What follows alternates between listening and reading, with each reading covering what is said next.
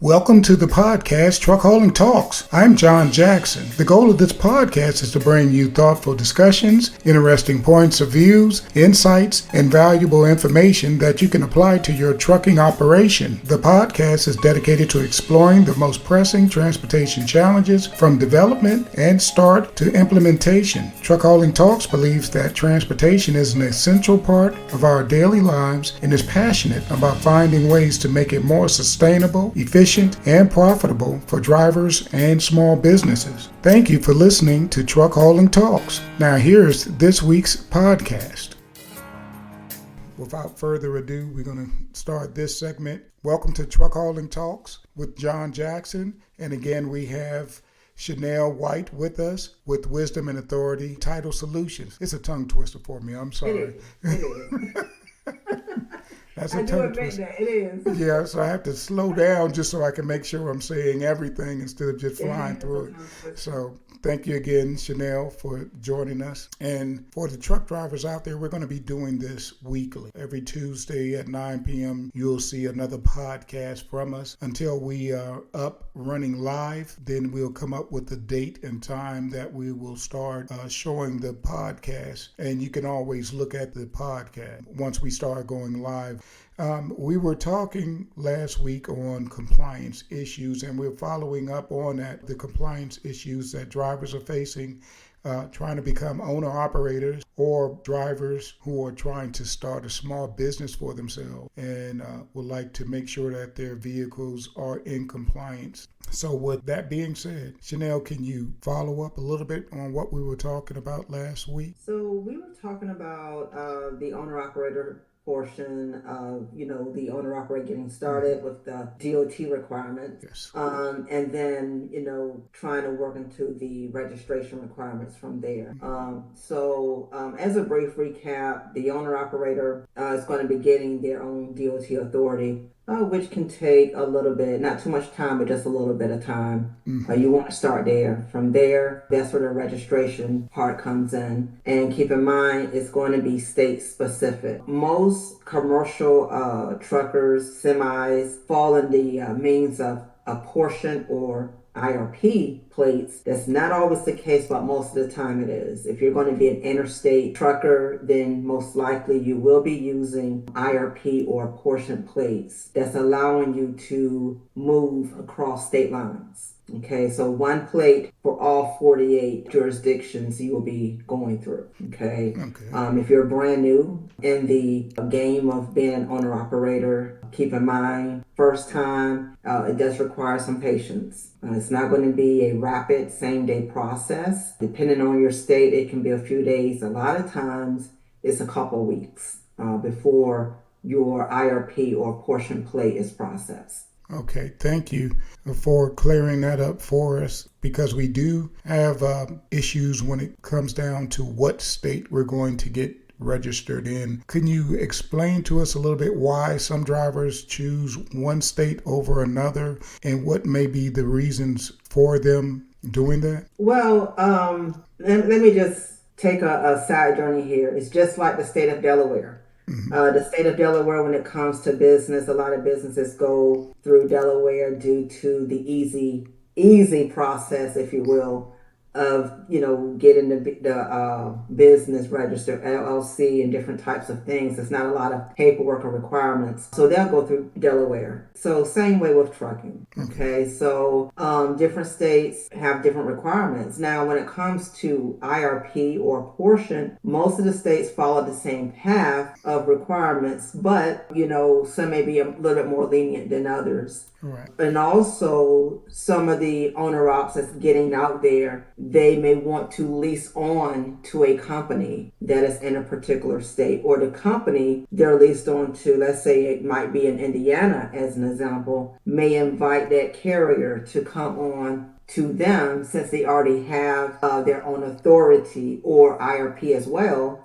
in the particular state. Okay. So this is one of the routes that some truckers will go because they feel they don't want to go through all of the hoops and hurdles. Keep in mind, 9 times out of 10, you are going to be required to get your IRP in your base state. And when I say base state, it simply means the state in which you are operating out of. And this is something that DOT and the DOT in your state or DMV in your state, they are well aware of this. So feel like you just want to get your IRP or portion plate in any state that you wish. It doesn't work that way. Oh, okay. So is it a reason why the drivers are trying to get it in certain states? I guess it's cheaper. Is it that much more cheaper? To be honest, it's not so much as a cheap factor because when it comes to the word apportion, the word apportion when it comes to registration is each state gets a set share. They get a set amount of the money. Let me give you an example. Okay. IRP plate could run around $1,600 as an estimate for one vehicle. Could be more.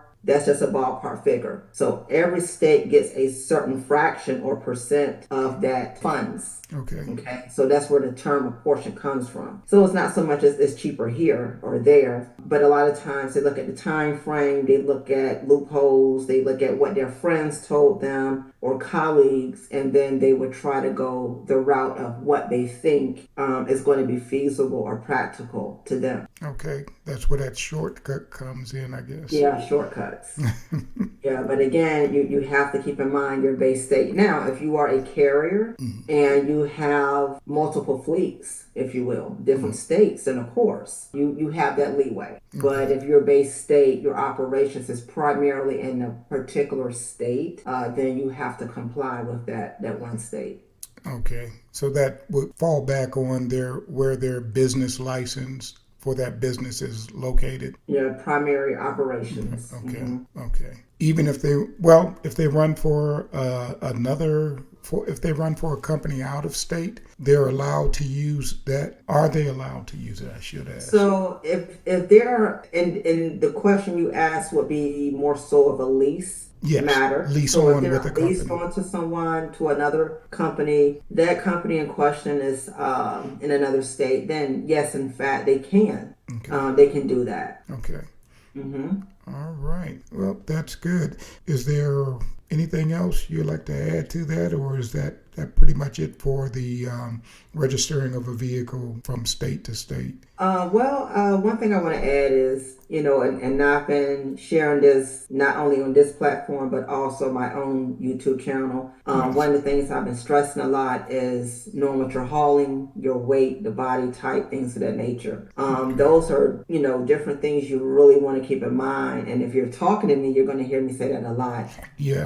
Really want to stay abreast of that because if not, that will affect your registration. With that being said, every trucker may not need an IRP or portion plate. If you're going to be a trucker that's going to be staying local, then the IRP does not apply to you. So essentially you will get regular truck or truck tractor plates for your local hauling. Okay. And that's for just staying in state? Yes, for in-state, yes, because IRP is only for interstate commerce. Okay. And again, this is John with Truck Hauling Talks. We have Chanel White with Wisdom and Authority Title Solutions. So when you get a chance, go to her channel on YouTube and check out a lot of the golden nuggets she gives out weekly. She posts every Monday, Wednesday, and Friday, something that could be beneficial for you. So check out her channel, Wisdom and Authority Title Solutions. Thank you for answering that question for vehicles. I had something else to ask you about vehicle weight limits. Let's say a tractor does exceed the gross vehicle weight specified for that vehicle, or they have incorrect declarations of vehicle weight. During a stop, a DOT officer catches that. What is the next step that needs to take place for the driver? So unfortunately, I don't want to say unfortunately, but DOT, they take weight limits very seriously. So with that being said, most likely could get a citation. And overweight citations are very costly. Okay. You're dealing with the scales and things of that nature, that Right. those fees add up. So they sometimes could hold you, or they could, immediately you have to reach out to your safety team in question, or administrator, whoever you're dealing with on your team, but they will most likely have to, file for an overweight permit for you for that load in question. And overweight basically is going to be state specific. So if you're going through multiple states, keep in mind you will need multiple overweight permits accordingly. Okay. So that's something that's very serious violation that takes place. Hopefully, you don't have a lot of issues with drivers doing that.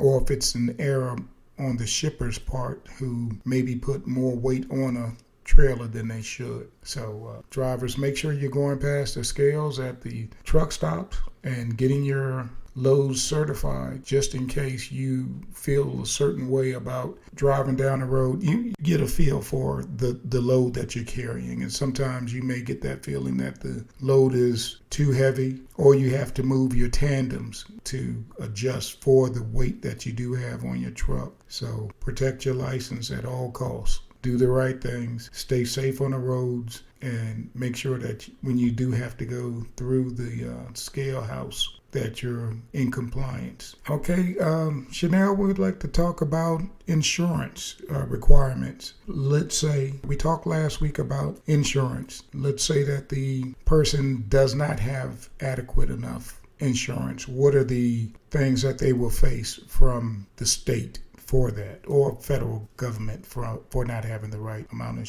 insurance? So that will be, of course, a serious matter. But let's, talk about the initial operating authority side. Okay. So if you don't have, depending on what you're hauling, if you don't meet the minimum, then of course that will be an issue. Or if you don't even have your insurance put on at all, that will delay your transaction. What I see a lot with the truckers filing for DOT authority, a lot of times they spend time trying to get that insurance put on. Now, keep in mind, your authority will not be finalized until your insurance is filed properly, and you have the correct amount of coverage for your hauling status. Okay. If those three things are not in place, your authority basically would just, remain inactive. It would not be processed. Okay. And if it's not processed within a certain amount of time, you will need to start over with the filing process. Okay.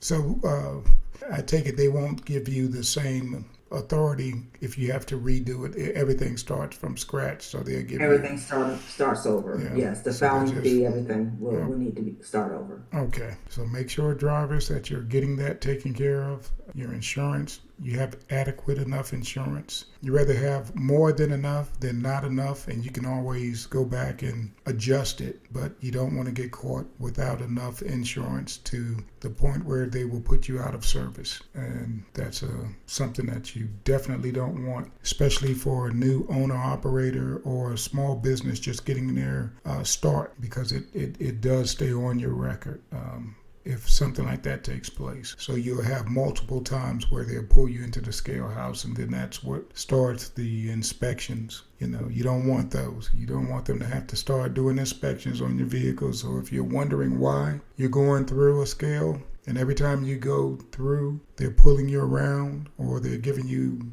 some type of inspection, that's the reason why, because of your company's status and standing with insurance. And they have record of it. All they have to do is look at their computers inside, and they can see every company and what's going on with it just by looking at your MC number.